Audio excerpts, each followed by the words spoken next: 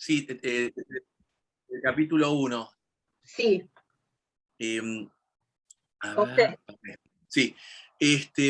No, te quería preguntar, porque justamente ahí comenta que sirve de recapitulación del primer tratado, ¿no? Como la conclusión de un primer tratado. Yo tengo la editorial de Prometeo y gracias a las notas lo entiendo. Digamos, ¿hay algo más que tenemos que tener en claros? Porque como habías comentado que estos capítulos servían más que nada de preámbulo al capítulo 5, digo, No, no no, sé no qué más. dije que servían de preámbulo al capítulo 5. Dije que están las premisas normativas para el capítulo 5 y para el resto del libro, ¿sí? Ah, está. Todo el primer tratado es este texto que, como ya les expliqué la vez pasada, contra Filmer, contra el patriarca de Filmer. En la edición inglesa que está subida seguramente está el primer tratado. Okay.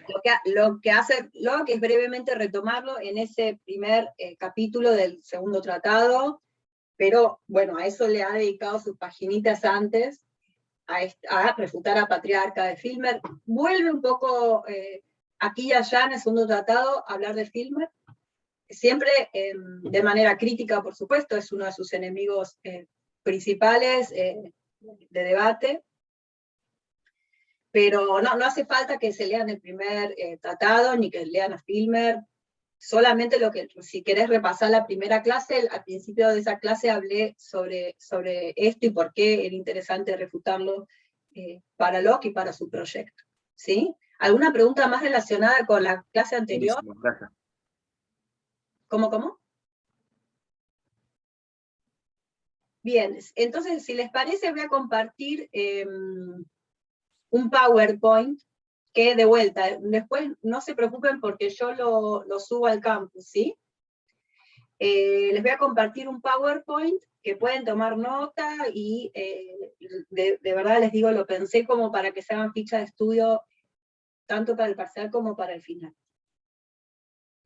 Lo que me interesa hoy es entonces que veamos, no vamos a llegar a ver todo, estoy segura que no vamos a llegar a ver todos estos, de los 4 primeros capítulos que yo quiero intentar que lo podamos ver como una unidad, para luego sí dedicarnos con detalle, con lujo de detalle al capítulo 5. Entonces, si bien no vamos seguramente hoy, no lleguemos a ver del 1 al 4, pensémoslo como una unidad, traten de leerlo así. Cuando estudien, seguramente muchos de ustedes ya lo leyeron. Aquí les puse una captura, una fotito del índice. Entonces, mira, José, acá tenés el índice del primer libro, el primer tratado, que es este famoso contra este señor Filmer, que escribió este patriarca, y el índice del libro que tenemos que ver nosotros, que es el segundo tratado. Vean los índices de los libros que vemos en la cursada, porque son sistemas en el fondo estos libros, son grandes, si quieren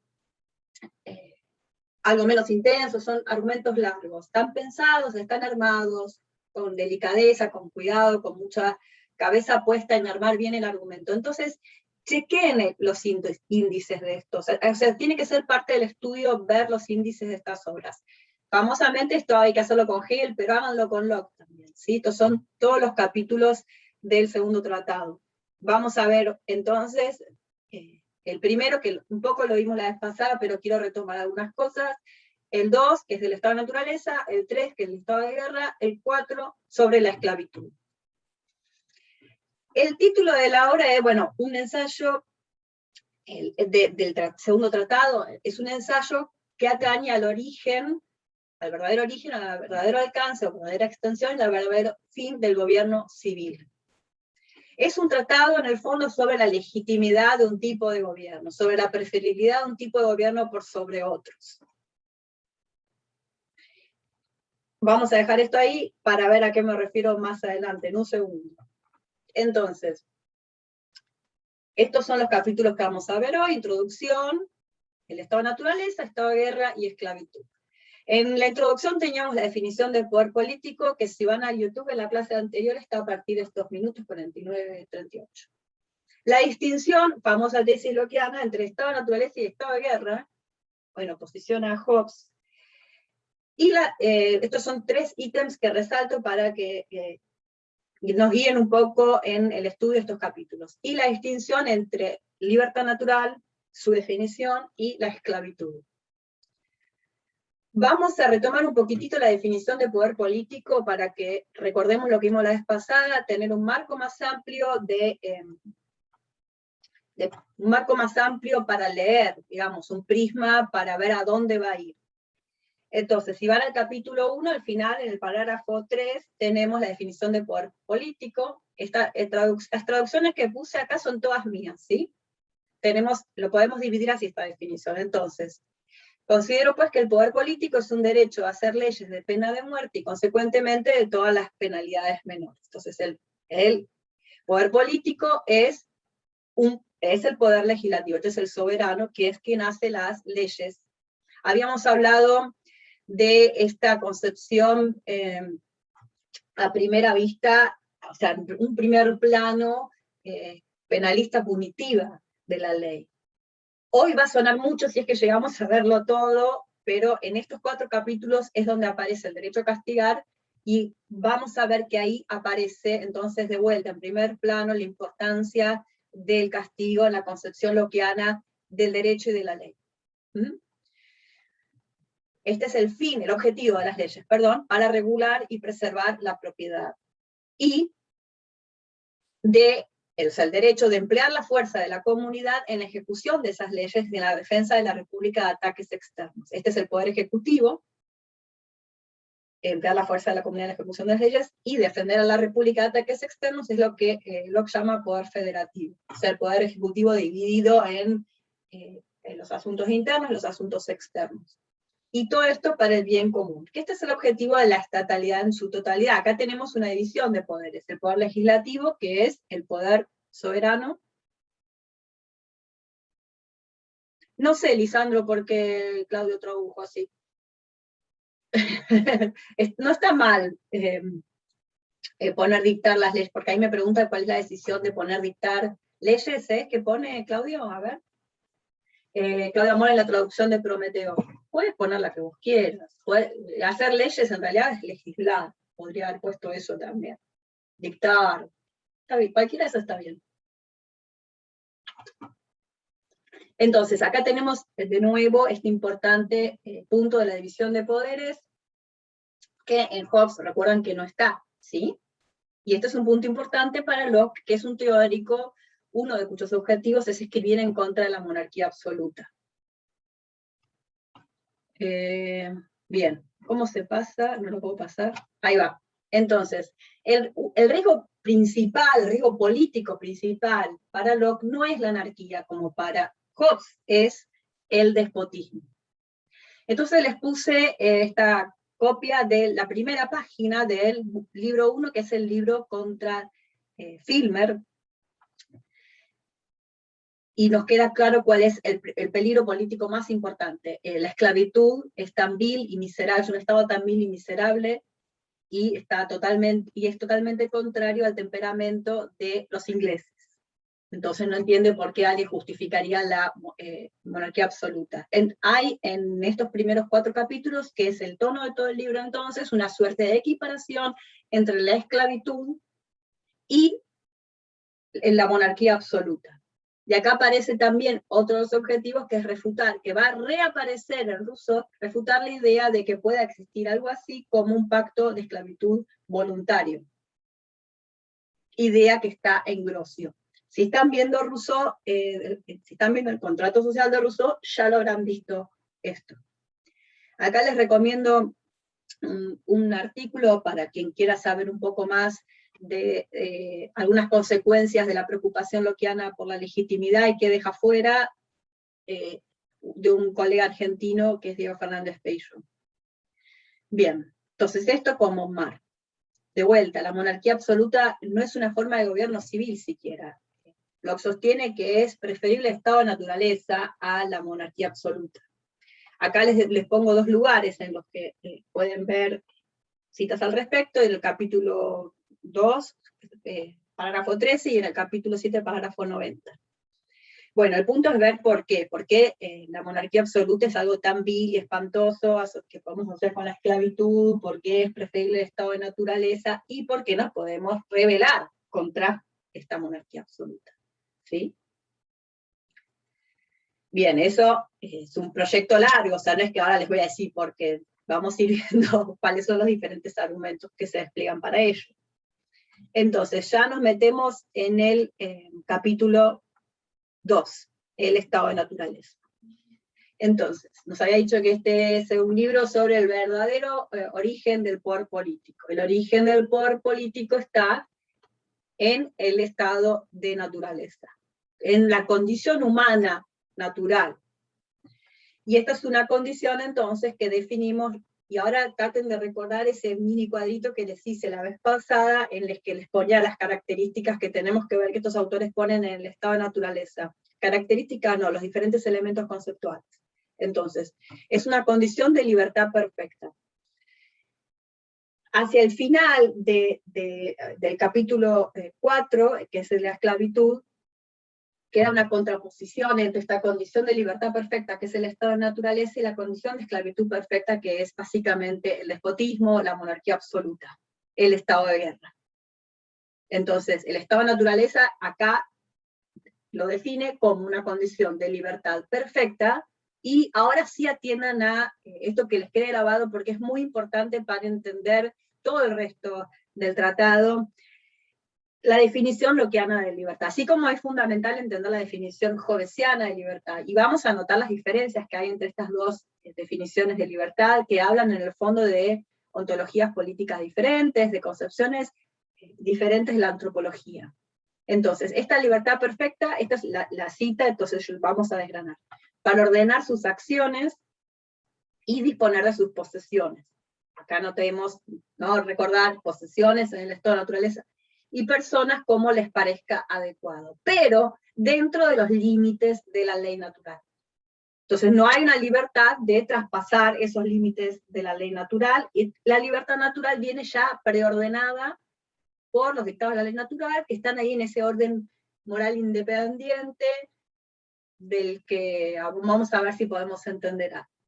Y otra característica de la libertad lockeana es que la ejercemos sin pedir permiso, ni depender de la voluntad de ningún otro hombre. Luego nos va a quedar claro que esta no dependencia es no depender de una voluntad arbitraria, y si medio un consentimiento, sí puede haber una dependencia que no sea arbitraria. Cuando estamos en la sociedad civil, medió un consentimiento y estamos dependiendo de una voluntad, pero esta voluntad no es arbitraria, tiene una justificación. La autoridad política, entonces, si es arbitraria, viola mi libertad. Si no es arbitraria, es legítima, pero entonces tengo que demostrar cuál va a ser esa autoridad legítima, qué pasos tiene que cumplir el establecimiento, la institución de esa autoridad para ser legítima. Bien, y entonces también es un Estado. Sí, Elian. Sí, yo tengo una duda con respecto a qué se entiende por derecho o ley positiva de Dios, porque no me termina de quedar claro. Si es porque, o sea, dice, bueno, por la manifestación de su voluntad, y eso en realidad no es ley natural, sino que es ley positiva, pero no termino de entender, porque o es un milagro, En o qué Grosio, clase de... por ejemplo, que marcó mucho, marcó la agenda de estos debates de alguna manera, porque lo que hizo fue reformular las tradiciones del derecho natural para que se pudieran usar en el contexto del siglo XVII. Entonces tenés, que lo más cercano a Locke, y lo que Locke conoce, en lo que está pensando, y que podemos usar. La ley positiva divina es la Biblia. La ley natural divina es la que accedes por medio de la razón. Y ahí se duplica entonces la legalidad en estas vías que son las famosas vías, voy a volver sobre esto, que son racionalismo y voluntarismo, ¿sí? Como ya sabrás.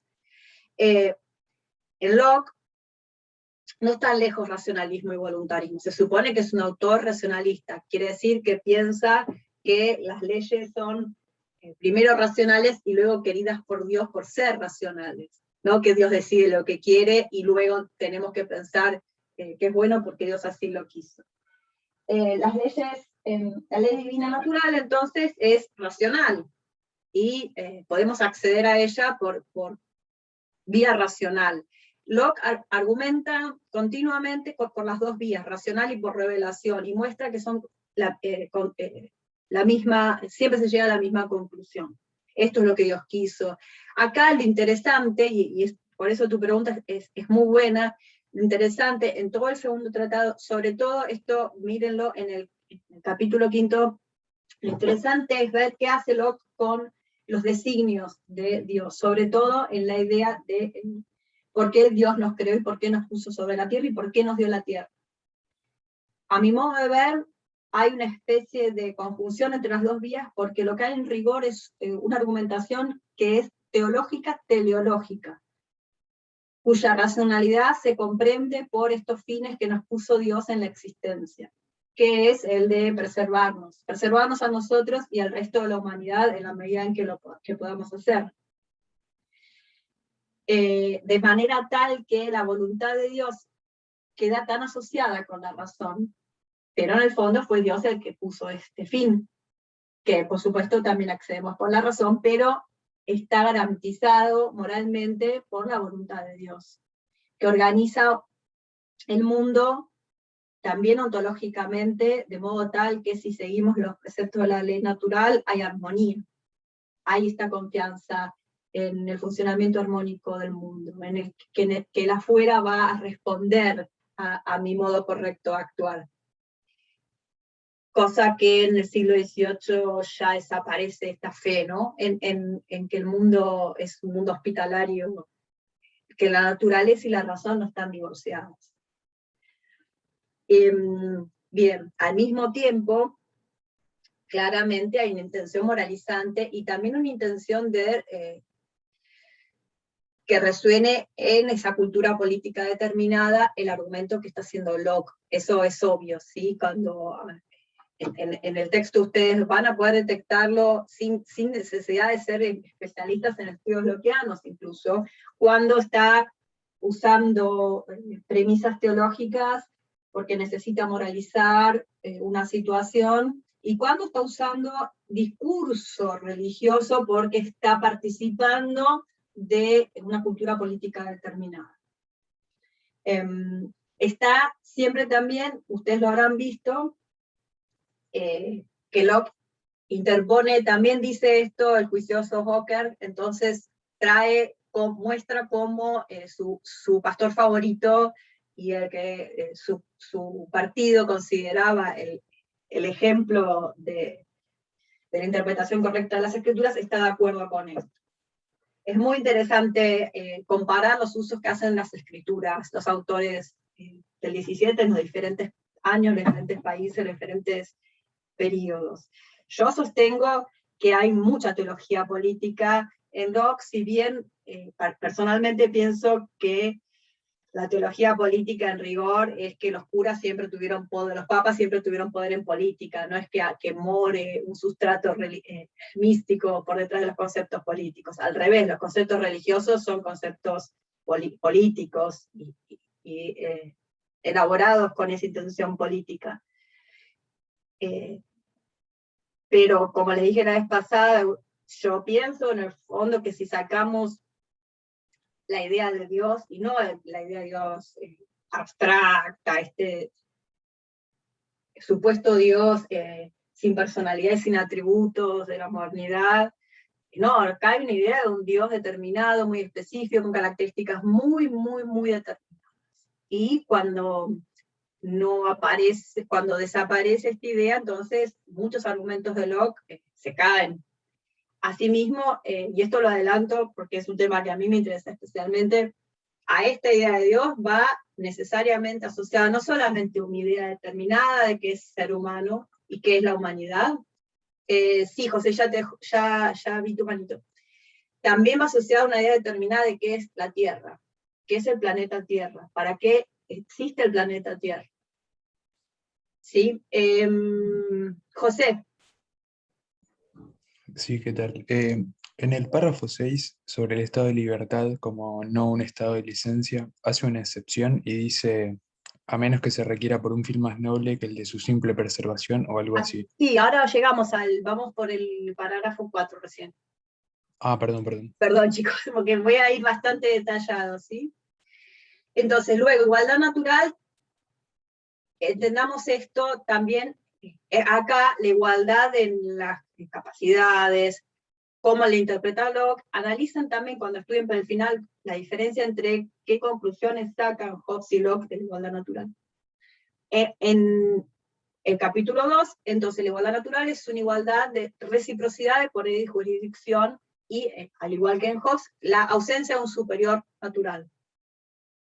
Pero, y acá Elian, presta atención, por voluntad divina no hay subordinación natural ni soberanía natural. Y esto es importante porque está afirmando que por voluntad divina no hay, perdón que admito a otra persona, que por voluntad divina, Filmer sostenía por voluntad divina, hay subordinación natural y hay soberanía natural, hay un superior natural, y por voluntad divina, o sea, Dios quiere que no haya una subordinación natural, que esta igualdad implica esto, la consecuencia política de la igualdad es esta, no hay entonces autoridad política natural, hay que establecerla por medio de un pacto. Quiere decir que no hay una nación prepolítica, no hay un pueblo prepolítico. Bien, pasamos a la página que sigue. Entonces, esto lo que mencionabas recién, José, estado de libertad entonces no es un estado de licencia. Acá hay que analizar un par de cosas. Entonces, el estado de naturaleza está gobernado por una ley natural, que es, o sea, es un corpus legal natural, es una lista de normas que nos obliga, o sea, es un librito, un código de derecho que nos obliga y a cuyo contenido podemos acceder.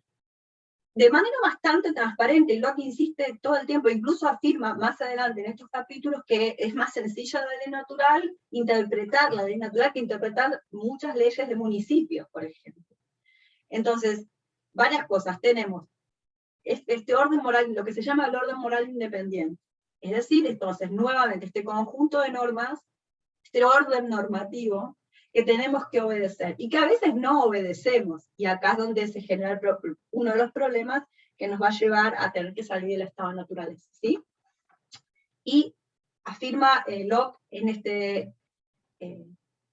el 6 y en el 12 que accedemos por la razón con tan solo consultarla a esta ley, a este corpus legal natural, es un acceso individual y transparente. Y acá sobre esto quiero insistir porque es fundamental para el capítulo 5.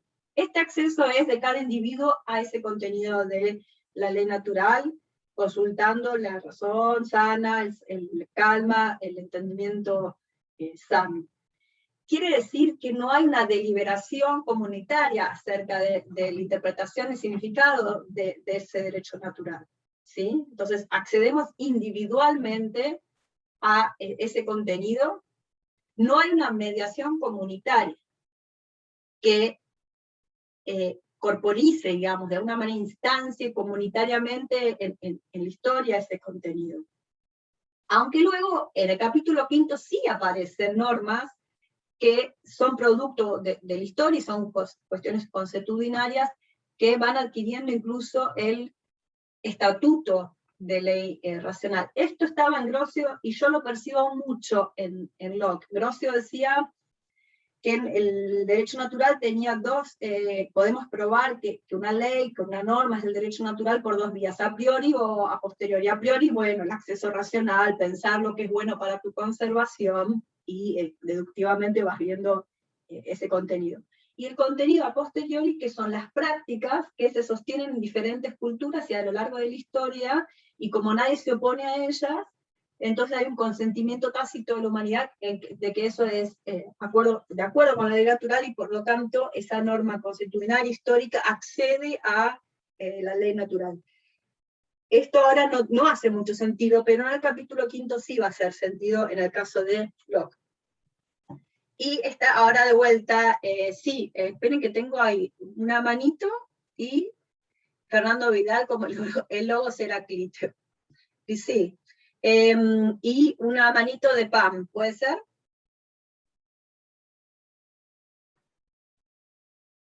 Sí, quería hacer una consulta sobre esto. Entonces, en esto hay una diferencia muy grande con Hobbes en cuanto a que el hombre no desea todo, no tiene un deseo ilimitado. ¿Cómo es eso de que no tiene un deseo ilimitado? O sea, Pero ¿cómo es que pueden hacer? hasta ahora yo afirmé que Locke afirma no tiene un deseo ilimitado. No, perdón, no le dije eso, sino que pareciera, por esto de que no hay licencia, de que no hay conflicto, digamos, en ese sentido. No, hasta ahora no afirmó eso, hasta ahora está diciendo que no se puede hacer cualquier cosa, no que no hacen cualquier cosa. ¿Sí? Entonces, hay un orden normativo que coexiste con el orden empírico. Y este orden empírico se tiene que arreglar por ese orden normativo, que es el orden moral independiente. Y la relación que tenemos es individual, de acceso racional, cada individuo con ese topos uranos, ese contenido pseudoidético del derecho racional.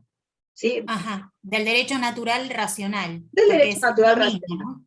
Exacto, y es lo que la cita que puse ahora, que es de este parágrafo, la razón, que es esta ley. Entonces, volviendo un poco a lo que preguntaba Elian, estamos frente a un naturalismo de cuño racionalista, pero de vuelta la voluntad del hacedor, como le dice en varios lugares Locke, the maker, tiene un rol central en cómo argumenta incluso Locke.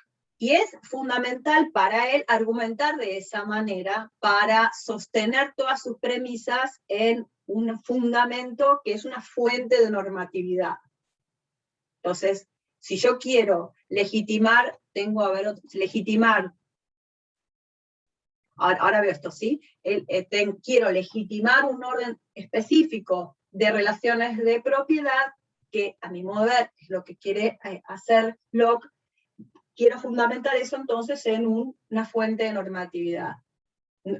O sea, mostrar que esa realidad empírica además es deseada por esa voluntad divina. Entonces tenemos un orden moral independiente, un mundo, vamos a ver cómo se va moralizando ese mundo empírico y cómo esa ley de naturaleza racional va mostrándose como lo que existe.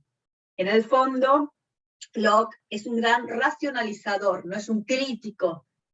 Su proyecto es ser crítico de la monarquía absoluta, pero al hacer esto racionaliza un cierto orden, un cierto modo de producción y un cierto tipo de sociabilidad. Tenemos acá un comentario que dice, sí, claro. Pero, por otro lado, es una confianza excesiva en la relación entre lo subjetivo y lo objetivo, por decirlo de alguna manera. Esa confianza en la transparencia es, de alguna manera, es un paso atrás respecto de Descartes, ¿sí? Porque no está en esta excesiva confianza, en este acceso, no está el quiebre, no está el hiato entre lo objetivo y mi razón, lo objetivo y mi manera de percibir el mundo, ¿sí? Pero está bien lo que decís, es tal cual. Entonces, ¿recuerda el dilema de Utifrón? De Antigua, no sé si lo ven, pero lo Sí, recuerdo. ese es el que es piadoso, digamos, tiene el tema de la piedad, ¿no es cierto? Porque el padre dejó morir a un esclavo, creo que era que el padre mismo, él estaba enjuiciando a su propio padre o acusando a su propio padre porque había dejado morir a un esclavo atado, creo. Perfecto. Entonces, a la pregunta de qué es la piedad, la respuesta es lo que los dioses quieren. O sea, algo es piadoso porque los dioses así lo desean, o es bueno porque los dioses desean eso, entonces lo convierten en bueno, o al revés, algo es bueno en sí mismo y luego los dioses lo quieren por eso. ¿Qué es primero? ¿No? ¿La piedad o, o la razón? Acá se supone que este dilema Autifrón de alguna manera ordena en dos vías, en dos grupetes, a los pensadores desde ese momento hasta, pues, si quieren, la actualidad, esto dicho de una manera muy exagerada, en voluntaristas y racionalistas. Acá, de vuelta, se colapsan en una misma manera de argumentar. Acá el hiato entre razón y voluntad divina es pequeño. Y esto no es gratuito, no es fortuito ni azaroso en la teoría lockeana, porque hay el gozne que genera, como en Hobbes, la legitimidad del poder político, es el consentimiento individual y voluntario, que es la mezcla de voluntad y razón, y el momento en el que la voluntad se convierte en legitimadora de aquello que ya se considera racional. Entonces es difícil saber qué es primero y qué es después, porque en realidad es casi imposible separarlo. Quiere decir, en el esquema lockeano, le damos consentimiento a aquello que es racional. No podemos darle consentimiento a lo que es irracional. Y al mismo tiempo, dar el consentimiento instaura un nuevo orden normativo que hace que surja este nuevo orden normativo, perdón, iba a decir una redundancia. Nuestro consentimiento genera normatividad, una nueva ontología política que aparece cuando damos nuestro consentimiento. Esto está en los dos autores. Bien, acá hago una nota al pie. Entonces, yo perdón, pero vuelvo a la pregunta. Entonces, la voluntad en Locke no está tan reñida como parece estarlo en Hobbes con la razón, ¿verdad? ¿O lo estoy entendiendo mal? La voluntad está reñida con la razón. Yo no afirmaría algo así. ¿Por qué lo pensás? Porque en Hobbes yo veo para Hobbes que... lo voluntario es algo que es bueno para vos. Claro. Y, entonces, y lo bueno para mí es racional. Todo. Yo no sé porque sí, no... Lo racional y lo voluntario ahí coinciden. ¿En Hobbes? Y, pero si lo voluntario, un acto voluntario es un acto que me provee un bien para mí. Y la razón me dice que tengo que buscar las cosas buenas para mí, para preservar. Claro, entonces, claro, pero yo me pongo en una situación de guerra de todos contra todos por buscar lo que a mí me apetece y lo que me hace bien. ¿y? Que es el cuerpo del otro, entonces, las cosas también del otro. Pero que para Hobbes está mal eso, lo moraliza, dice que los seres humanos son malas personas al hacer eso. No, pero no, digamos, lo que dice es que las leyes de naturaleza se contraponen a ese deseo sin límites. Pero es que todo una eso es la restricción. razón, chicos, todo eso es la razón. Ahí vi tu manito, Mercedes. Todo ese paquete es la razón. Estos son pensadores que no conciben un divorcio, no piensan que la razón sea perfecta. Son razones humanas encarnadas, y la razón es este combo. Es una distorsión de los filósofos modernos, la idea de que la razón acá es perfecta y siempre va a tener soluciones. Es esencial a la razón generar estos problemas.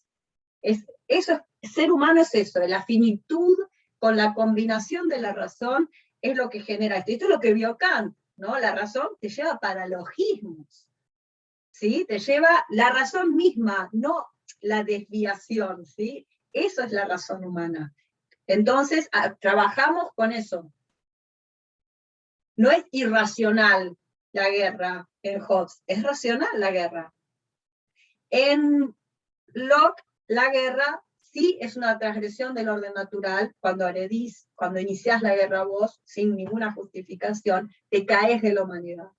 Pero en Hobbes, cuando yo guerreo, anticipo el ataque, estoy siendo máximamente racional. La razón es todo eso, porque la razón me dice que yo tengo que buscar mi bien. Inmediatamente lo primero que veo, si me tiran al mundo así a mí y a todas las demás personas, es que vamos a hacer la guerra.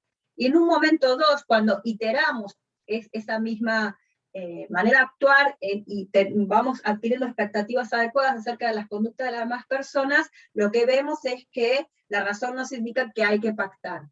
Y ese acto de pactar es el acto de voluntad máxima. Toda la voluntad está puesta ahí. Si ese acto no fuera absolutamente voluntario e individual, se caería el Leviatán, no habría Leviatán, no habría autoridad política. Porque esa es en Hobbes y en Locke lo que da la legitimidad. En Rousseau, en el contrato social, también la alienación total de todo lo mío, a toda la comunidad y de todas las personas igual, esa alienación total absolutamente voluntaria es lo que funda la voluntad general. ¿Sí?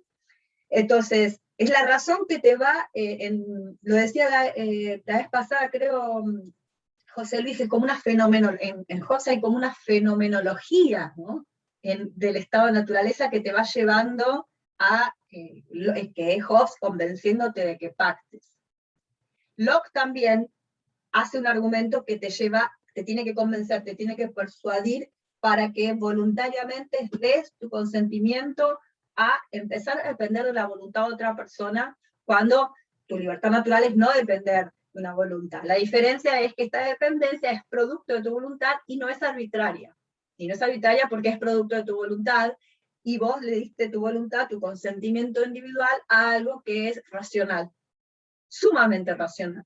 Entonces vemos que no hay una división tajante entre voluntad y razón en estos autores. ¿Sí? Y de vuelta, siempre esto más para Hobbes que para Locke, que empieza a degenerar, que es la palabra que usa, sacar del género humano todo lo que le parece que no es racional, o pecado, dicho entre comillas, o crimen. En Hobbes la razón también es eso, es esa violencia. ¿Sí? Y de vuelta, es un síntoma, si quieren, de la modernidad, también de vuelta, estoy exagerando, es un hipérbole, ver que la razón es generalmente como el alcohol en los Simpsons, la causa y la solución de todos nuestros problemas. ¿Sí? Entonces esto ténganlo en cuenta, son autores que saben que muchos de los problemas que tenemos los genera la razón, el hecho de que tengamos un uso de razón y que tengamos lenguaje. Hobbes, por ejemplo, muestra eso, cómo el hecho de tener lenguaje nos lleva a que no podamos tener comunidades naturales como tienen las abejas. ¿Sí? Todo esto siempre yo termino sembrando más confusión que claridad cuando digo esto. No, muchas gracias, me Pero sirve, no sé si por lo sirvió. menos a mí me sirve muchísimo para tratar de entenderlo. Muchas gracias. Gracias, Pam. Tenía una manito. Le doy la palabra, no me aparece el nombre ya. No, era yo, pero ya resolví. Gracias, profe. Bueno, pero Se me aclaró en el camino. Bueno.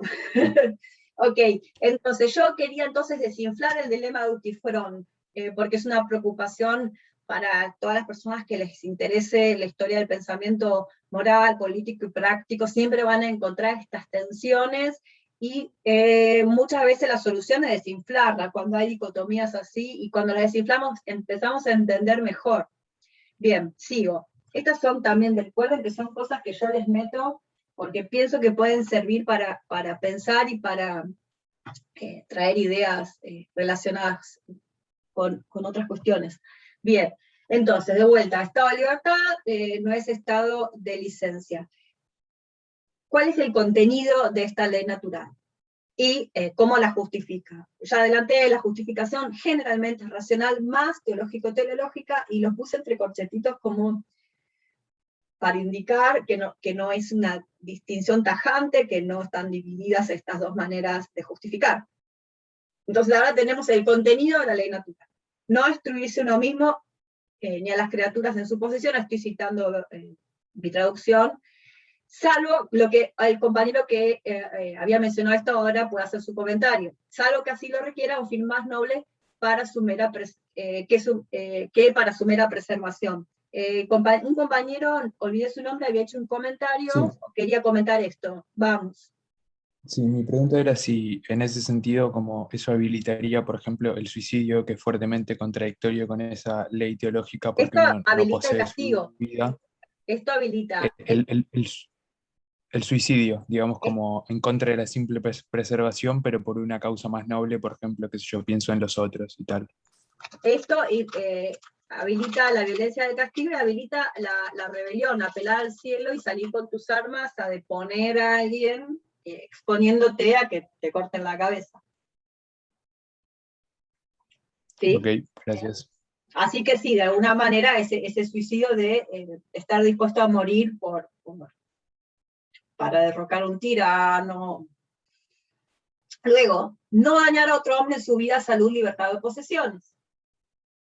De vuelta, estamos en estados naturales y tenemos posesiones, vamos a dejarlo siempre como un asterisco esto.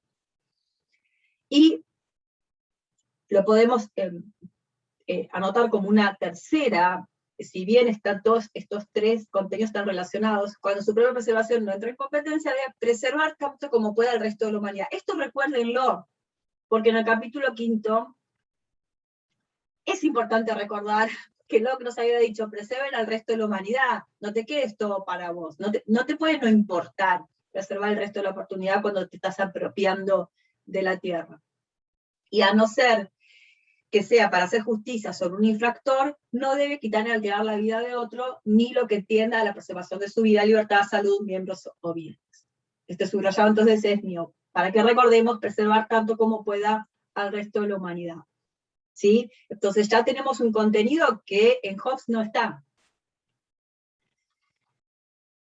No dañar y preservar tanto como podamos al resto de la humanidad. Las justificaciones que da Locke es, somos iguales e independientes, al ser independientes es que no los podemos destruir a los demás, pero porque somos igualmente creados por, cito, un hacedor omnipotente, infinitamente sabio, somos todos su propiedad, y como no podemos destruir lo que es de otro, no podemos destruirnos ni a nuestros cuerpos, ni a los cuerpos de las demás personas. ¿Mm? Esto, la idea de que Dios, que nuestros cuerpos, que somos propiedad de Dios, va a volver en el capítulo 5, en el que aparece ahora Juan Ignacio Sasso, ahora vi tu manito, ya digo esto y te doy el piso, ¿sí? Entonces, recuerden esto porque en el capítulo 5 aparece la otra tesis, lo que es una famosa que ustedes ya habrán oído hablar, que es la autopropiedad. Pero no es que nuestro cuerpo es nuestra propiedad, sino que nuestras personas son nuestra propiedad y por lo tanto las consecuencias de nuestras acciones. Pero eso ya lo vamos a ver en el 5. Sí, la manito ya puede hablar. Sí. Hola. Sí. Quería hacerte una pregunta sobre el tema de la libertad, que aparece en una nota al pie de la edición de Amor, que diferencia entre libertad liberal y libertad republicana, ¿puede ser? ¿Qué nota? Sí, son cosas que se dicen así en general, pero sí, decime la pregunta.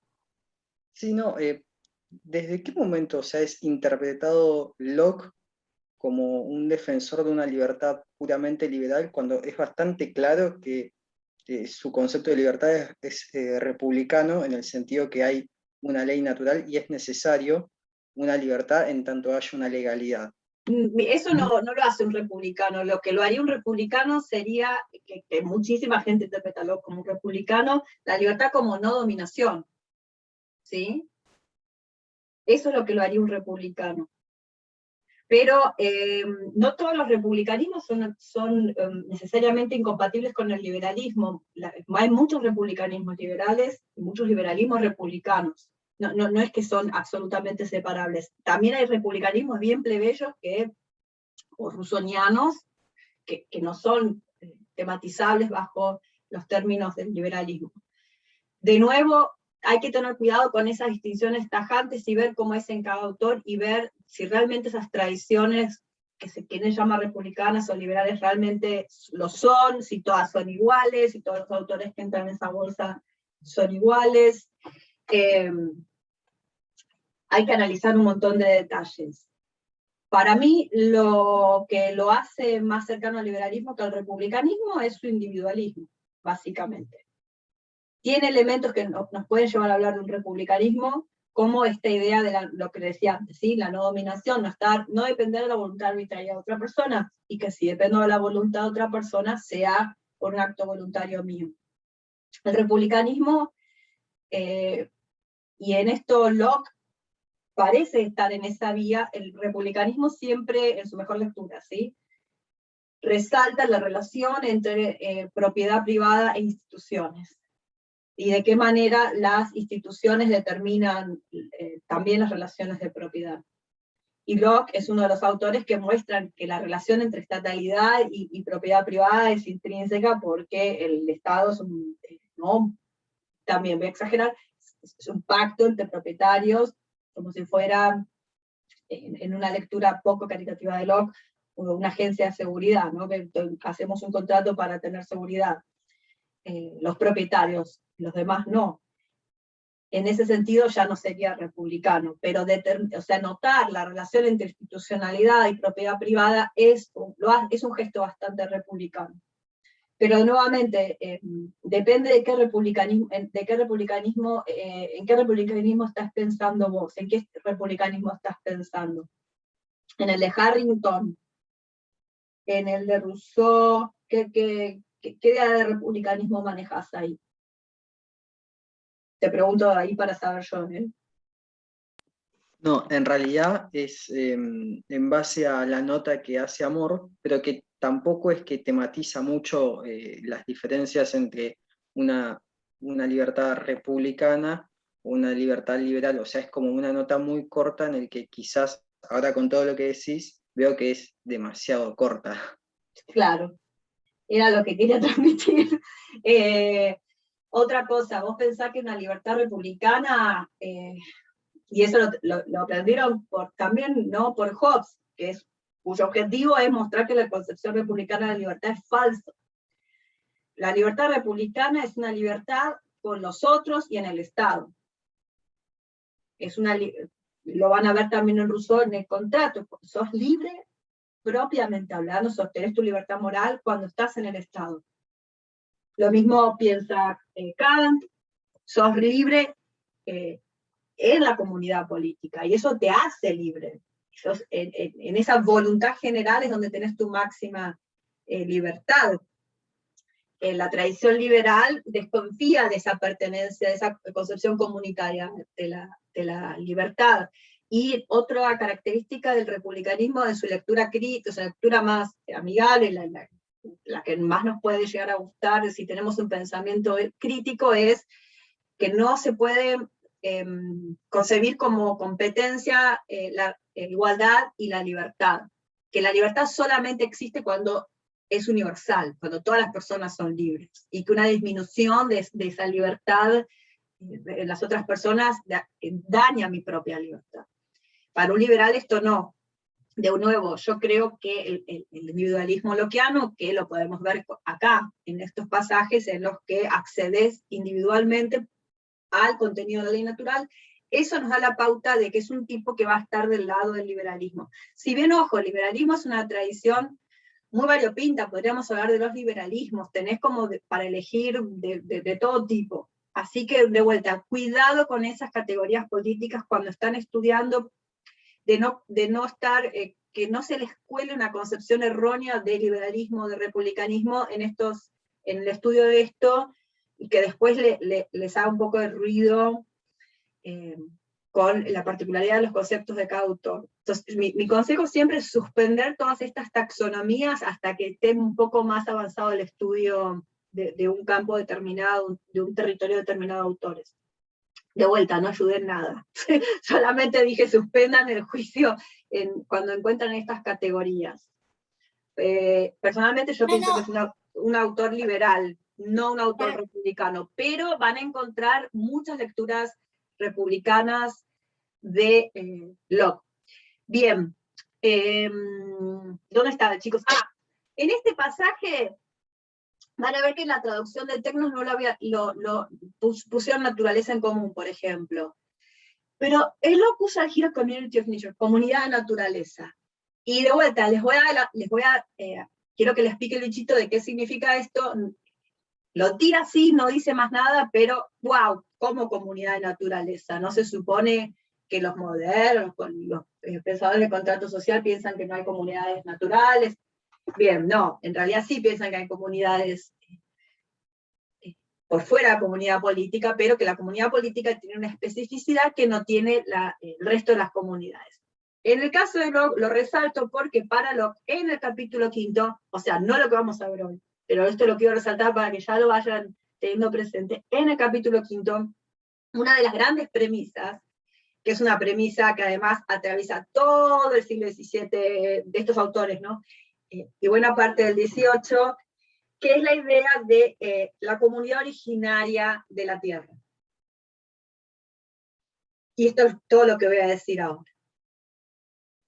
Porque vamos a volver al capítulo 5. Entonces vamos a pasar, quiero ver la hora para, bien,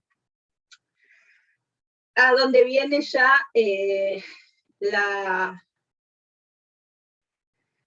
distancia más grande, cuando acá sí se empieza a bifurcar el camino con Hobbes, ya lo habíamos adelantado. Aparece el castigo. En el parágrafo 7 del capítulo 2 aparece la idea de que tenemos una potestad natural para ejecutar la ley de naturaleza.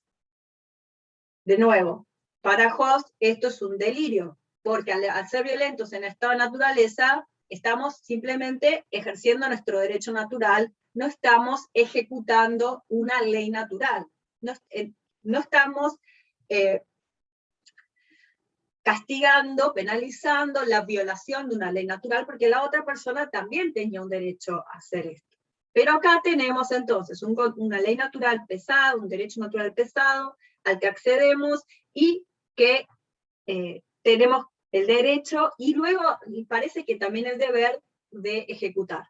También, como no me gustaba la traducción, les puse mi traducción, esto yo se los voy a mandar, ¿sí?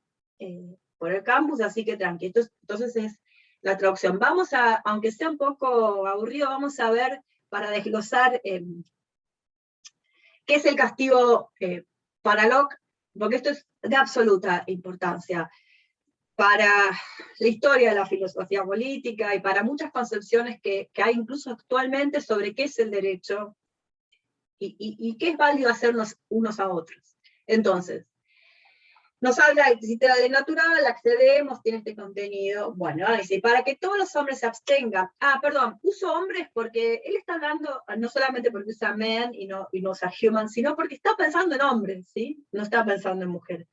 Para que todos los hombres se abstengan de invadir los derechos de otros y de hacerse daño mutuamente, entonces este es un objetivo, y para que la ley de naturaleza, que quiere la paz y preservación de todo el género humano, sea observada, entonces para que se garantice la observancia del natural y no haya daño, que básicamente es lo mismo, la ejecución de la ley natural en este estado está puesta en manos de todos los hombres, porque no hay un superior natural, ¿no? Por eso está puesta en manos de todos los hombres. Con lo cual cada uno tiene un derecho a castigar a los transgresores de esa ley en un grado tal que dificulte su violación.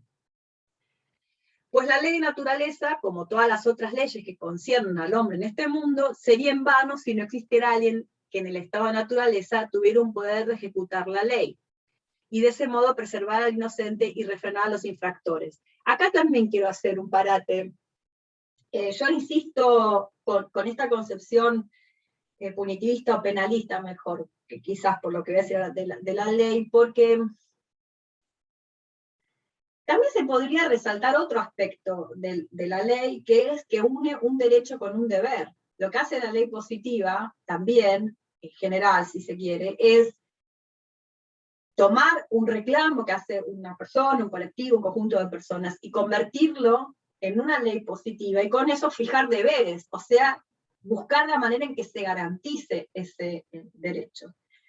Y acá, como la ley ya viene de otro lugar, viene de este orden moral independiente, lo que hacemos es tener deberes, pero estos deberes acá no parece que existieran, no se está usando la palabra, solamente se habla de violación de la ley natural.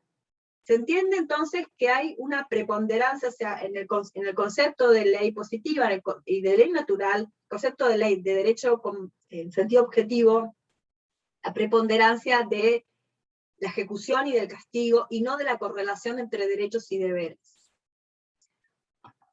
Esto les va a quedar claro en el capítulo 5. También es otra de las premisas conceptuales que quiero plantear. Entonces, por la ley de naturaleza sería en vano si no existiera alguien que pudiera ejecutar la ley. Entonces, el castigo acá parece, el derecho a castigar parece que se derivara de la, escuchen esto, ¿no? De la mera concepción lockeana de qué es una ley. Entonces una ley es algo que tenemos que poder garantizar que no se viole. No sabemos ahora de dónde viene la ley, está diciéndose, el concepto de ley quiere decir que alguien, si lo va a violar a alguien, otra persona lo tiene que poder evitar. Y de ese modo entonces preservar al inocente y refrenar a los infractores. Y si alguien en el estado de naturaleza puede hacerlo, entonces todo el mundo puede hacerlo, porque son todos iguales. Entonces, bien. Entonces, tenemos en los parágrafos que siguen la justificación del castigo, que está definido como, sí, Mercedes. Sí, con esto me dio la duda, o sea, parece que entra bastante en el error metodológico que dice Rousseau, ¿no? Como esto de proyectar la ley positiva en el estado de naturaleza, porque la cuestión de que a cada crimen le corresponde un castigo parece demasiado moderna, y no lo justifica mucho tampoco. Y esa es la concepción de ley que tiene él, ¿no? Incluso lo que notás está bien, porque se aplica también a la ley natural. A la violación de una ley corresponde un castigo. Sí. Acá tenemos dos manitos, a ver quién levantó primero, bueno, no puedo saber quién levantó primero, así que, Pam, porque Mercedes bajó la manito. Gracias. Lo que no me queda claro por ahí es esas menciones que hace como que hubiera acá, menciona a veces inocentes, la palabra de los inocentes aparece, que también aparece de algún modo los ingenuos en Rousseau. Como el lugar de los inocentes me llama la atención. No, acá está diciendo las personas que no hicieron nada, y ahora vas a ver por qué aparece. Primero, recordá que tenés la obligación de preservar el resto de la humanidad. Entonces, hay un modo, a veces vas a castigar no porque te hicieron algo a vos, sino porque le hicieron algo a otra persona y vos querés preservar y proteger. Como un vengador público. Exacto. Como una cosa. Sí, exacto. Entonces, el castigo es hacer daño legítimamente a otro. Recuerden que no se podía hacer daño por ley natural. No se puede. Pero cuando algo es legítimo o legal, yo cuando dice el lawful, trato de traducir legítimo porque es el concepto que él tiene en la cabeza, ¿sí? Legal, legítimo, legal, legítimo. El castigo entonces es poder, dice Locke, poder y daño sobre otras personas, pero este poder y este daño no son arbitrarios. Acá el anatema es la arbitrariedad, no el poder y el daño. Entonces empezamos, todos son libres de estar bajo el poder de otra persona, pero después descubrimos no, que es de poder arbitrario otra cosa. Entonces, el castigo además, esto por un lado, y por el otro el castigo no permite cualquier cosa, ¿sí? No permite violencia injustificada, dice en este pasaje. Recuerden que luego dice que podemos matar a un ladrón por ley natural, es legítimo, un tipo te viene a robar, y Locke afirma que es legítimo matarlo. Así que quiero marcar esta atención a ver cómo se resuelve, si se resuelve. Bien, entonces, lo que hay que mostrar cuando dijimos, no hay que hacer daño, después algún daño es legítimo, bueno, cuando no es arbitraria la coacción. Entonces, esta violencia es una violencia que tiene una proporcionalidad, que la medimos con calma, razón y conciencia, ¿sí? Que no sea un castigo excesivo para el crimen cometido. Para disuadir al criminal, y a todas las demás personas, por ejemplo, y para reparar, ¿no? Y el derecho a reparación lo tiene la persona que sufrió ese crimen, no todo el resto. Pero castigar, para disuadir, lo puede hacer cualquier persona. Y para la reparación va, por supuesto, a la víctima. Bien. Y esto es muy importante, en el 8 y en el 10 lo van a encontrar de manera más resaltada, que lo importante acá es por qué le podemos aplicar violencia a ciertas personas, cuando se supone que por naturaleza no podemos hacer eso, si no es el mundo de Hobbes. Entonces, ¿qué hizo el otro? ¿Qué es el crimen? ¿Qué es el criminal? ¿Qué es el transgresor? ¿Qué hace el tipo que transgrede la ley natural? Entonces, parágrafo 8, al transgredir la ley natural, el transgresor declara, de vuelta, esto es algo, y esto es fundamental para lo que es voluntario, declara que vive según principios diferentes de los de la razón y equidad común, que es aquella medida que Dios les puso las acciones de los hombres para su seguridad mutua. Así, se vuelve peligroso para el género humano, porque desprecia y rompe el lazo que nos protege a todos. Entonces, cuando uno se roba un celular, una manzana en el estado de naturaleza, no está robando algo porque lo necesita, está yendo contra la razón misma de ser de la sociedad humana. Es una transgresión contra toda, en el 8 tenemos también, contra toda la especie, contra la paz y la seguridad de la especie. Y esto es lo que lo vuelve un degenerado. Al hacer esto, es como si voluntariamente renunciara a su condición de humano. Y por eso yo puedo, como decidió salirse de la humanidad, yo puedo ejercer violencia contra él. Fuerte, ¿no? Bien. Esto es un resumen un poco, vamos a ver cómo vamos. Un resumen de el resto de estos pasajes del capítulo 2. En el 9 tenemos un avance, una objeción a la idea de un derecho natural a castigar, y una respuesta que usa la idea de castigo al extranjero. En el parágrafo 12, sí, acá tengo algo en el chat, esperen que lo voy a ver, ¿sí? Claro, y Lisandro me dice, pero ser un criminal no ser irracional, claro, es ser voluntariamente irracional. Por lo tanto, esta deshumanización, esta degeneración, autoriza el castigo para volver al cauce racional, al todo, ¿no? Porque es un atentado contra la racionalidad del todo, y el castigo es un volver a la racionalidad, a ese todo. Pero chicos, de vuelta, insisto en esto, esto siempre pasa. La razón siempre es imperfecta en estos autores, no es el nous aristotélico esto, la razón es este uso, ¿sí? No es una facultad hipostasiada acá. Entonces, lo que hay acá es un uso de la voluntad que va en contra de la razón, y un uso de la razón que va en contra de sí mismo. Pero esto también es parte del concepto lockeano de lo que es ser un ser humano. La posibilidad entonces de, sí, Lisandro, espera, termino diciendo, la posibilidad de voluntariamente deshumanizarte es parte de lo que te hace humano, y por eso el castigo. Y por eso hablamos de castigo, porque hay imputabilidad. Si no hubiera imputabilidad, no habría castigo, estaríamos hablando de otra categoría. Pero tiene sentido hablar de castigo porque hay alguien que viola esa ley a sabiendas de lo que está haciendo. ¿Sí? No es la lluvia, no es un río que se desvía de su curso por el viento, es la decisión voluntaria de ir en contra de la razón, la decisión racional de ir en contra de la razón, de la sociabilidad, de los fines de la ley natural. Esto es ser humano en estos esquemas, ¿sí? No estamos hablando, de nuevo, de una especie de hipóstasis de la que participaríamos. Tengo 2 manitos levantadas y una pregunta. Entonces tenemos, la pregunta dice, ¿castigo qué relación tiene con la justicia del estado de naturaleza? Y es volver a la justicia, ¿sí? Es ser justo, es esto, es aplicar este castigo. Y tengo 2 manitos, vamos a ver de quiénes, de Elian y de Lisandro. Yo simplemente para cerrar la pregunta que hacía nada más. Perdón.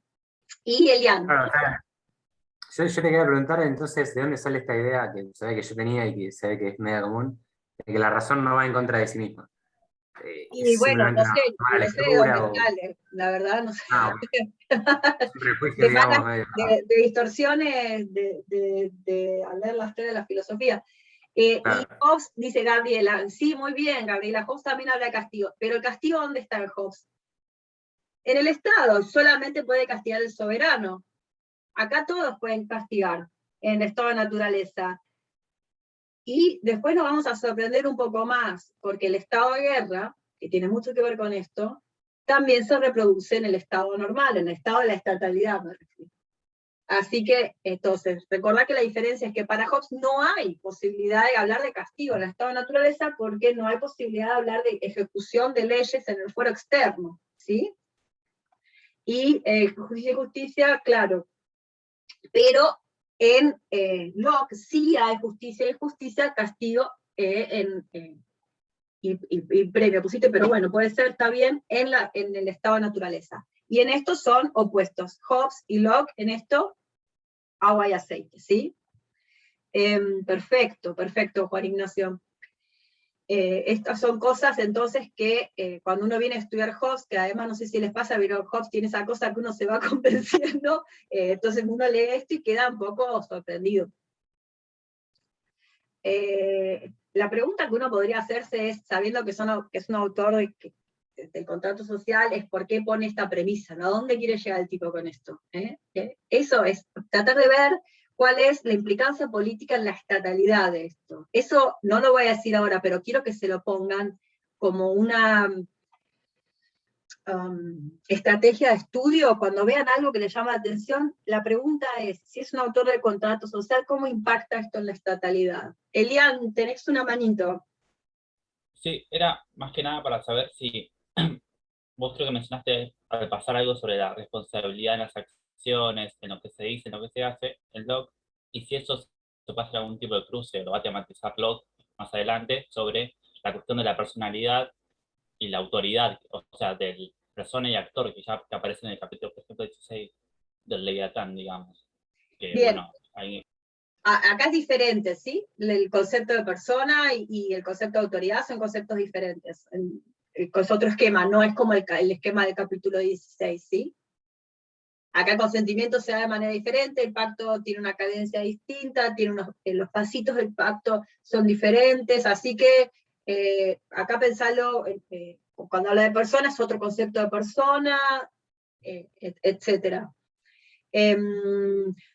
Acá tengo una manito de Juan Ignacio. Pero piensen otra cosa más, hablando de la racionalidad. Él está tratando de mostrar, y esto vale para los dos, para Hobbes y para Locke, entonces los dos están tratando de mostrar que lo más racional del mundo es pactar. Entonces tienen que mostrar incluso la existencia del inconveniente, ¿no? El estado de naturaleza es todo esta suerte de descripción de una situación que lo que hace es ponernos bien en claro el problema que la estatalidad resuelve, y que ese problema es ineradicable. Bueno, se soluciona momentáneamente cuando aparece la estatalidad, pero el Estado es, como sabemos que dijo Hobbes, es el Dios mortal, entonces resuelve los problemas, pero no forever, no para siempre. La estatalidad tiene que estar fundamentada de una manera determinada, tiene que darse de una manera determinada para resolver ese problema que la misma condición humana en su existencia en conjunto, en su coexistencia sobre la Tierra, que es inevitable, genera. Entonces, Hobbes dice el problema es tal, Locke dice el problema es tal otro, no es este que dijo Hobbes, es otro problema. Pero esta problematicidad, en el caso de Locke, los criminales, estos tipos que roban en el estado de naturaleza, o que atacan, bueno, generalmente el problema es el dron acá, en esta descripción, en este estado de naturaleza. Esto, si no existiera, bueno, no habría casi inconvenientes en el estado de naturaleza y el estado sería diferente. Entonces, en esta descripción del estado de naturaleza, Locke y Hobbes intentan dar cuenta de la falla humana, no del éxito, de la falla natural humana, ¿no? Entonces, recuerden siempre que la razón en Hobbes y en Locke es una razón encarnada. Y de alguna manera cuando pensamos, esto que alguien lo había mencionado ya, el contrapunto con Descartes, estamos hablando de subjetividades, no está tan hipostasiada la subjetividad acá, es más difícil hablar de el sujeto acá que de los sujetos. Y ser sujeto es ser un poco todo esto, ¿sí? Saber que te podés pasar al bando de los criminales en el mundo lockeano. Sí, había una manito, no sé si la bajaron. Sí, la bajé yo, pero porque justo te iba a hacer una pregunta con esto que estábamos hablando, de bueno, del transgresor, y yo te iba a preguntar en un caso hipotético del que el transgresor deba seguir esa ley natural de no destruirse a uno mismo, o sea que le interpreto un poco quizás más en similitud con Hobbes, lo cual puede ser el error, esto de tratar de perdurar en la existencia, por decirlo de una forma, y bueno, sin comida no voy a poder seguir viviendo, lo cual si no tengo acceso de manera directa, y bueno, voy a tener que recaer en robarla, o sea, en ese caso... Se cae igual para se cae, claro, o sea, igual me parece que lo contestaste con lo que dijiste antes, por eso bajé la mano, porque tanto como la razón no es perfecta, sino que es encarnada, supongo que esto deben ser los problemas que van a conducir a la necesidad de un Estado civil. Exacto, es exactamente lo que decís. Bien, pero aprovecho para, entonces, dos cosas. Hablaste de algo central, que es la pobreza. Locke tiene un texto que se llama Ley de Pobres. Veo si lo consigo digital en castellano y se los voy a dar, porque para que vean qué dice de la pobreza Locke. Y este tema que vos perfectamente traes a colación, porque es súper pertinente, fue muy tratado también por Grocio.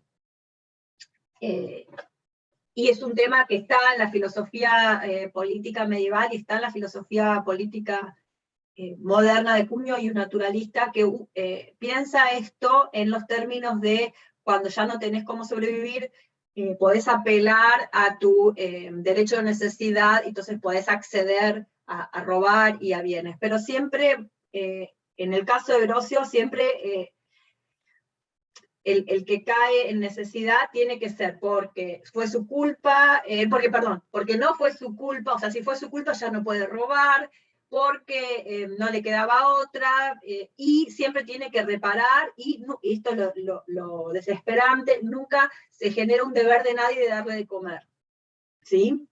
En el caso de Grocio. En el caso de Locke, si bien también la pobreza, o sea, uno tiene que calificar para la ayuda de la caridad, o sea, por ejemplo, la pobreza no tiene que ser culpa de uno, por eso las mujeres viudas y los niños pobres siempre tienen que tener protección estatal, no así los hombres adultos que andan mendigando, hay que meterlos presos en la ley, por eso véanlo ahí. Bien, pero esto viene acompañado con un extra, una especie de anexo moral, que es la caridad que les debemos a los seres humanos, y acá es donde el cristianismo lockeano le empieza a sodear toda esta especie de ultra liberalismo que uno puede ver.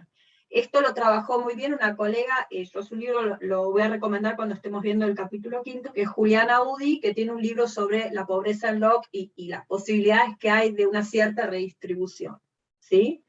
De vuelta, siempre basado en la caridad y no en la idea esta de que adquirimos un deber de ayudar a los demás, que lo podemos estatalizar.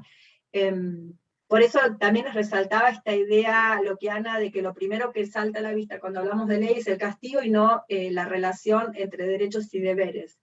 Esto, en otras tradiciones de análisis, lo central es eso, la relación entre derechos y deberes. Incluso en el concepto mismo de derecho subjetivo está siempre la idea de que va unido a un deber de otras personas de hacer algo, y no la idea del castigo, ¿no? Esto es un pensamiento determinado acerca del derecho, y no es el único posible. De algún modo, y no sé si lo comparten, pero es el que ganó en la historia occidental. Bien, entonces esto les puse para que tengan un resumen de estos paragrafitos, ¿sí? Entonces, también hay otro avance, voy a bajar esto si puedo ver bien, un avance de otra objeción contra el castigo natural, digamos, contra la idea de que existe el castigo natural, y la respuesta que da Locke es contra la monarquía absoluta. Acá, por supuesto, está en el fondo operando Hobbes, es una respuesta que podemos usar como si fuera contra Hobbes, y muestra que el estado de naturaleza incluso es preferible a la monarquía absoluta, porque la monarquía absoluta es el gobierno arbitrario de una sola persona por sobre todo el resto. Es un poder absoluto que no está justificado. Por lo tanto, en realidad, y esto es a lo que está tratando de llevar Agua, luego tenemos un derecho a apelar al cielo y tratar de derrocar a ese sistema de gobierno. Bien. Luego viene el avance de otra objeción, que es contra la existencia de tal estado de naturaleza. Y dice, contra la idea de que existe esto, me pueden decir que dónde se vio. Dice, bueno, primero, ¿dónde persiste el estado de naturaleza? Como en Hobbes, entre los estados. Y esto es importante también, por eso me tomé el trabajito de ponerles la copia facsímil y traducirles un poquitito, que dice, no todo pacto pone fin al estado de naturaleza entre los hombres. Solamente el acordar juntos mutuamente entrar a una comunidad, solamente el pacto, el contrato social, de hacer un cuerpo político. Entonces podemos tener pactos y todavía estar en el estado de naturaleza. ¿Recuerdan qué pasaba el Hobbes con esto? Podemos hacer pacto por fuera de estado. Lo que pasa es que se evaporan. No es que los violás siquiera. Ante la mera sospecha de que el otro no va a cumplir, se invalida el pacto. Y como no hay espada, podés sospechar perfectamente que el otro no va a cumplir. Pero acá sí tenemos justicia, sí tenemos castigo en el estado de naturaleza, por lo tanto podemos hacer pactos comerciales, es lo que está pensando Locke, y ahí les puse la cita que va esto, y aún así seguir no entrar en una comunidad política con esas personas. Tengo una manito, un comentario, y vamos a eso y después termino de ver esto. Sí, no habría ahí una relación entre el punitivismo de Hobbes y el ¿Por qué y el de punitivismo Locke? de Hobbes? En el O Estado. por lo menos la amenaza de violencia, porque las palabras no valen, a menos que no haya un poder un poder, justamente la espada, que no haya una coacción, un poder que pueda reprimir o castigar a quien no Chicos, cumple su palabra. Locke piensa que podés hacer, que toda la economía internacional está en esta naturaleza. Esto es lo que lo hace un liberal en el sentido, pero más ontológico del término. Sí, ¿Sí? no, yo me refería a Hobbes, que Claro, en esto claro. que O sea, acá decía, no, acá son lo opuesto. claro, pero no hay una relación entre el uso, digamos, la ley vista en ese marco, con ese criterio punitivista, no tiene una cierta ligazón con lo que es la ley que solamente puede ser en el Estado, ¿no? En Hobbes, que es la ley porque tiene todo el poder de matar, tiene el poder de castigar, Y lo tiene el querés pensar monopolio de la así, sí, violencia. sí, está más cerca ellos dos que otros conceptos de la ley, en los que la ley es unir derechos y deberes. Sí. Ajá. Entonces, esto es muy llamativo. Las promesas y negociaciones de trueque, etcétera, de negociación económica, ¿sí? De mercado, entre dos hombres en la isla desierta, mencionados por Garcilaso de la Vega en su Historia de Perú, o entre un suizo y un indio en los bosques de América, son vinculantes para ellos, aunque estén perfectamente en un estado de naturaleza el uno respecto del otro. Pues la veracidad de mantener las promesas es propio de los hombres como hombres, no como miembros de una sociedad. De nuevo, acá está existiendo un orden normativo que existe con independencia de la estatalidad, y cuya legitimidad, en foro interno y externo, es independiente de la existencia del poder político. ¿Sí? Empieza a generar, la interacción entre seres humanos va generando pactos que generan obligaciones nuevas, que generan, y se genera todo este orden normativo garantizado por la ley natural, con independencia de la estatalidad. Esto para Hobbes sería un escándalo en el sentido de, pero esto es un delirio. Bien, me interesaba también, de vuelta, tirar y no tomarlo ahora, sino ir desarrollándolo, sobre todo en las clases que vienen, América. Bien, nos queda un poquitito, así que vamos a ver un poco más, y como yo ya me imaginaba, no voy a llegar a dar el cuarto, pero bien, porque mi interés era ver todo con mucho detalle. Entonces, ahora pasamos al capítulo 3. Esta guerra y esta naturaleza son cosas distintas. ¿Sí? ¿Alguien tiene un comentario? Bien. El estado de naturaleza no es un estado de guerra. Acá sí. Perdón. ¿Qué valoración hay en Locke de este estado de naturaleza? Mira, justo viene ahora. Porque como que veo que hay algo que persiste también, no sé, yo llegué al capítulo 5, pero no avancé mucho más. Pero hay algo como que no veo que el estado de naturaleza desaparezca totalmente en la estatalidad, y esta conservación del estado de guerra que puede aparecer en cualquier momento en la sociedad civil está. No así no lo registré como el estado de naturaleza. Mira, en rigor de verdad, el estado de naturaleza, cuando hay estatalidad, desaparece porque por definición, estado de naturaleza es la convivencia sin un tribunal de apelación en la tierra. Es como decir, bueno, estado de naturaleza es cuando no hay estado. Lo que puede existir es el estado de guerra, tanto en el estado de naturaleza como en la estatalidad. Entonces, acá tenemos la definición de estado de naturaleza en el 19, hombres que viven juntos de acuerdo con la razón, sin un superior sobre la tierra con autoridad, o sea, una persona concreta de carne y hueso con autoridad para juzgar sobre ellos. Cuando aparece este superior sobre la tierra con autoridad para juzgar sobre ellos, hay estado. La cuestión es hacer ver cómo este superior sobre la tierra con autoridad para jugar sobre ellos puede ser legítimo. ¿Sí? Ese es el objetivo del tratado, mostrar cómo no es arbitraria esa autoridad política. Y al hacer esto, mostrar que hay autoridades políticas que sí son arbitrarias y que no está bien que existan. Y el estado de guerra, entonces, es fuerza o designio declarado de fuerza sobre la persona de otro, donde no hay un superior común en la tierra para apelar por compensación y rescate. Y acá esto, dice Locke, puede existir este estado de guerra tanto en el estado de naturaleza como en el estado propiamente dicho, en la estatalidad. Si lo interpretamos, donde no hay un superior ahí mismo al cual apelar. Por ejemplo, si estás en tu casa a la noche y entra un ladrón, no está la policía y no está el juez, por lo tanto ahí hay un estado de guerra.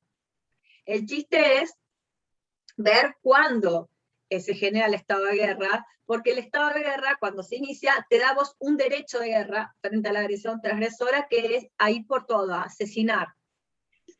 ¿Sí? Que es por supuesto que esto está justificado en la existencia de tu derecho natural a castigar. Pero ahora va a ir más lejos, Locke, y afirma que tenés un derecho de matar al ladrón. O sea, el tipo que te quiere robar una cosita, tenés un derecho de guerra de matarlo. De vuelta, tenés este derecho por tu condición humana, naturaleza, y este persiste en el estado de la estatalidad. Entonces, ¿qué es, de vuelta, cuando una persona se pone en estado de guerra, lo hace deliberada y voluntariamente? Claro, esto quiere decir que la persona dice, bueno, mañana me voy a poner en estado de guerra, los voy a hacer a todos, les voy a pegar a todos. No, quiere decir que cuando una persona lo hace, Locke afirma que esto es voluntario y deliberado. No es la mera violencia de lo que en el derecho penal se llamaba, yo qué sé, estado alterado, yo qué sé, algo así. Eso no es declarar la guerra. Es la violencia deliberada y voluntaria, no que alguien se ponga loco y empieza a romper todo. Entonces alguien que decide ponerse en estado de guerra es alguien que decidió salirse de los lazos de la comunidad humana, lo que vimos que hacía el transgresor. Porque decide, performativamente si esto es performático, que su orden normativo va a ser la violencia y la mera fuerza. Entonces se aparta del derecho e ingresa en el orden de la fuerza. Cuando hace esto, se deshumaniza, se degenera. Entonces, yo ahí activa mi derecho a castigar y mi derecho de guerra de matarlo. En el fondo esto es lo mismo que intentar poner al otro bajo el poder absoluto. Y acá aparece entonces la equiparación entre ponerse en actitud de guerra y ponerse en actitud de tener poder absoluto. ¿Sí? Y por poder absoluto acá también piensa en un monarca absoluto. La intención de tener poder político absoluto, no solamente agarrar a una persona para robar. Entonces el intento de poner a otro bajo su poder absoluto de uno equivale a entrar en estado de guerra. Y acá vale todo, ¿sí? Quien quiere ponerme bajo su poder sin mi consentimiento, dice Locke, está la justificación, te quiere quitar tu libertad, y la libertad es la base de todo. Por lo tanto, si va por todo, vos también podés ir por todo. Acá es donde empieza a aparecer la idea de esclavitud. Empieza a sonar la idea de esclavitud, que es la que viene del capítulo 4. Entonces, cuando el ladrón quiere quitarle a alguien algo, lo pone bajo su poder para poder quitarle eso. Pero entonces Locke interpreta que el ladrón no te está robando algo, no está quitando algo, te está poniendo bajo su poder, te está intentando esclavizar. Esa es la lectura que hace Locke de ese acto específico de violencia. Bien, alguien tenía un comentario, ¿puede ser? Sí, profesora, Sí. Sí.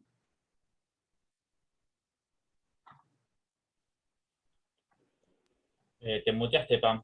Perdón, perdón, se ve que toqué 2 veces. No, es que justamente tiene que ver con lo que dijo la compañera Natalia y con lo que está diciendo ahora.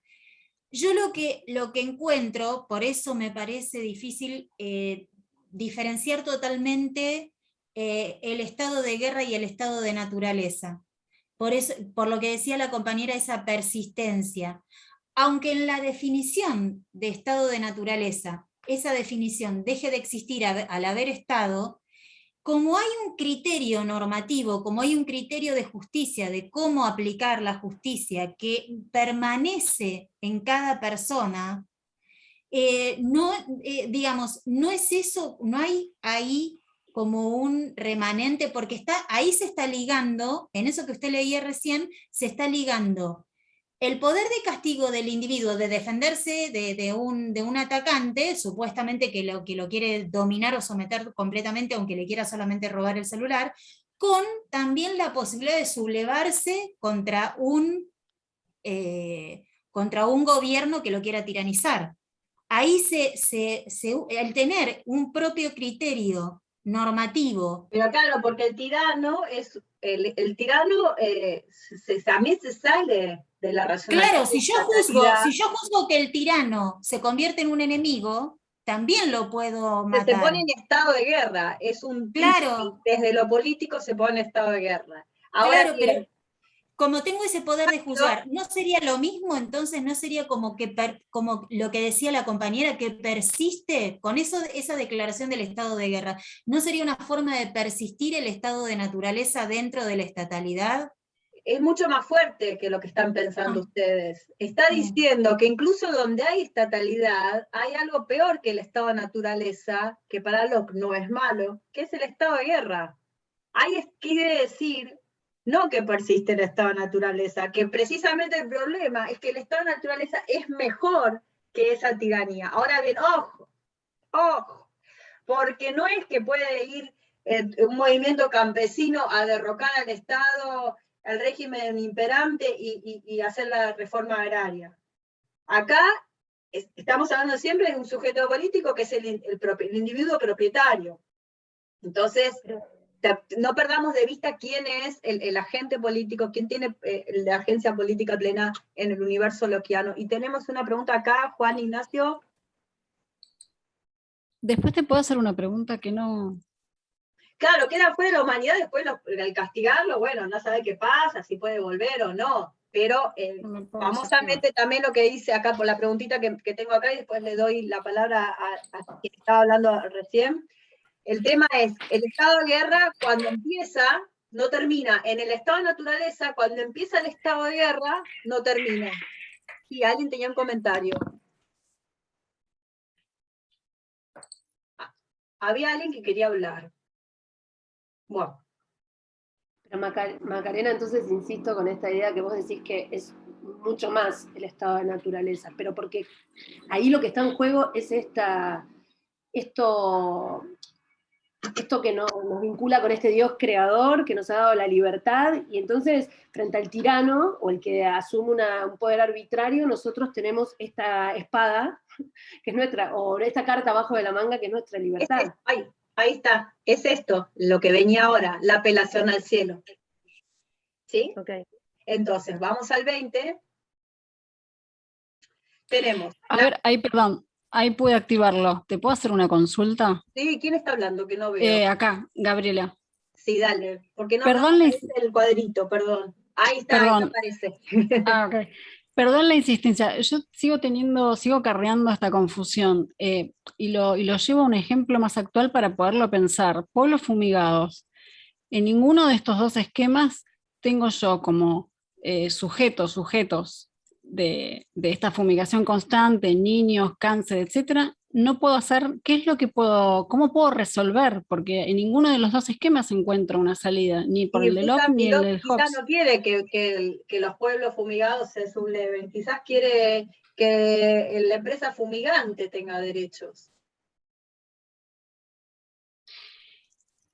¿Y en Hobbes? Igual.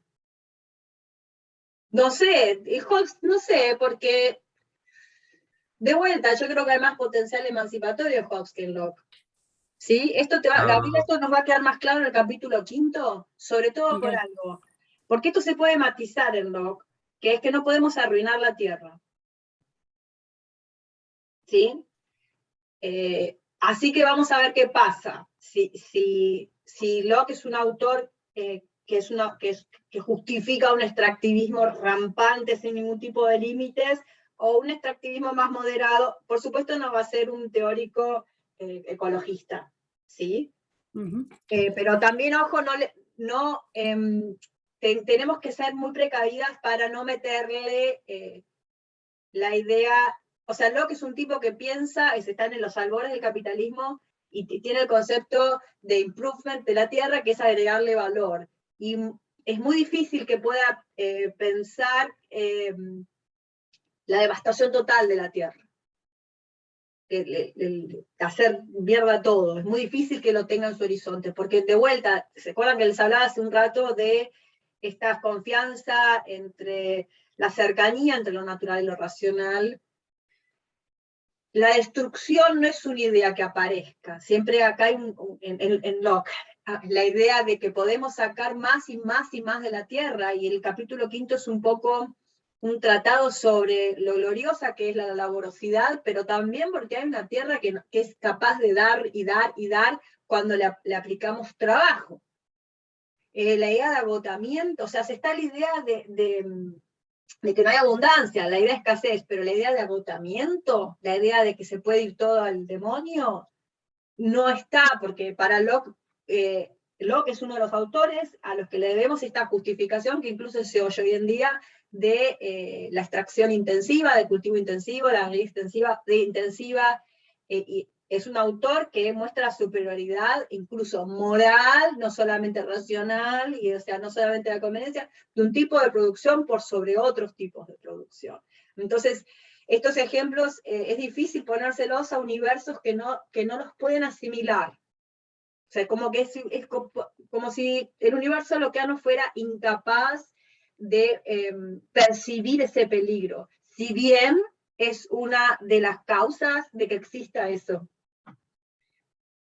En favor de Locke, porque pobre, si no lo dejo como no me gusta Locke, siempre lo dejo en un lugar muy malo. En favor de Locke le podemos decir que no podía imaginar el nivel de desquicio que le hicimos al planeta, ¿sí? Si bien podía percibir algunas cosas seguramente, porque las voces ecologistas tampoco es que son de ayer, ¿no? No es que son de 2020, pero hay que ver si puede pensar, si este universo es capaz de darnos las herramientas para pensar ese problema. Y entonces lo interesante es notar que cuando aparecen estos problemas, y esta teoría se agotó para resolverlo, quiere decir que esa teoría ya no nos sirve. Es una teoría obsoleta. Sí, tengo 3 comentarios en el chat. En Locke, no, claro, Elian, perfecto. En Locke no hay agencia de esos pueblos. Sí, que sí la hay para los autores, por ejemplo, del barroco americano, como Felipe Buana Poma de Ayala, y incluso de las casas. Por eso, bien. Bien, entonces, vayan al 19 y al 20 para ver esto, que aparece entonces lo que veníamos hablando recién, que claro, lo empezaban a percibir porque lo estaba justo por decirlo, que es la apelación al cielo. Entonces, 19, la falta de un juez común sin autoridad O sea, no tener al tipo de carne y hueso que ya esté nombrado como un juez, que todos dijimos con nuestro consentimiento, sí, este tipo nos puede juzgar, pone a todos los hombres en un estado de naturaleza. Esa es la definición. Entonces sabemos que para Locke eso es estado de naturaleza, analíticamente. No está diciendo que sea bueno ni malo, está diciendo que no hay un juez de carne y hueso absolutamente, un tercero imparcial. Un tercero absolutamente imparcial. Y la fuerza sin derechos sobre la persona de un hombre hace un estado de guerra. Y acá es lo que resalta, tanto si hay como si no hay juez común. Quiere decir, en estado de naturaleza o en el Estado. Entonces, vamos al 20. Cuando la fuerza concreta cesa, o sea, la pelea, cesa el estado de guerra entre quienes están en sociedad, porque aparece la policía, aparece el juez, y están igualmente en ambos lados, las dos personas sujetas a la determinación equitativa de la ley. Entonces, porque ahí está disponible el remedio de apelación por el daño pasado y para prevenir el daño futuro. Entonces está el castigo objetivo, imparcial, proporcional, calmo, sereno. Entonces el estado de guerra en el Estado empieza y termina, pero ojo, acá está diciendo cuando hay una determinación equitativa de la ley. Y ahora sigue. Donde no hay tal apelación, como en el estado de naturaleza, por falta de leyes positivas y de jueces con autoridad para apelar, una vez que empieza el estado de guerra continúa. Por eso hay que salir del estado de naturaleza. Pero, donde hay apelación, pero los jueces son corruptos, están pervertidos, es todo muy parcial, también acá es difícil imaginar otra cosa más que un estado de guerra. Entonces, en el estado de naturaleza puede haber paz y puede haber guerra. Y acá hay un estado tal que es imposible imaginar otra cosa que un estado de guerra. Entonces, en esta estatalidad corrompida, donde hay una distorsión de la justicia, donde no se protege a los inocentes, y hay gente que viola la ley con total impunidad, en este caso tenemos algo de nuevo, que es peor que el estado de naturaleza. Es aquello que entonces autoriza, es un estado de guerra total, si quieren, porque es además el otro que se pone que me declara la guerra a mí, se me pone en estado de guerra, no es mi igual en estado de naturaleza, es un tipo que tiene la espada pública. Por lo tanto, es peor este estado, y acá es donde puedo apelar al cielo para derrocarlo. Entonces, una cosa es el estado de naturaleza, que puede ser de paso, o puede ser pacífico, puede ser guerra. El problema es que cuando empieza la guerra no termina porque no aparece el juez, la policía, no hay policía. Y otra cosa es el estado donde hay policía y hay jueces, pero todo esto está pervertido y funciona mal. Y esto es peor, porque esta persona tiene más poder. Bien. Entonces, tenemos en el 21, llegamos finalmente al exeundum, que los voy a dejar para que con toda esta información lo lean ustedes, el parágrafo 21. Y acá terminamos porque así hablamos otras cosas de la cursada, ya es la hora, y no quiero empezar y que se corte lo de la esclavitud, ¿sí? Quiero esto poder verlo bien la vez que viene. Así que yo ahora paro acá de compartir y de grabar, así hablamos, ya termina la clase.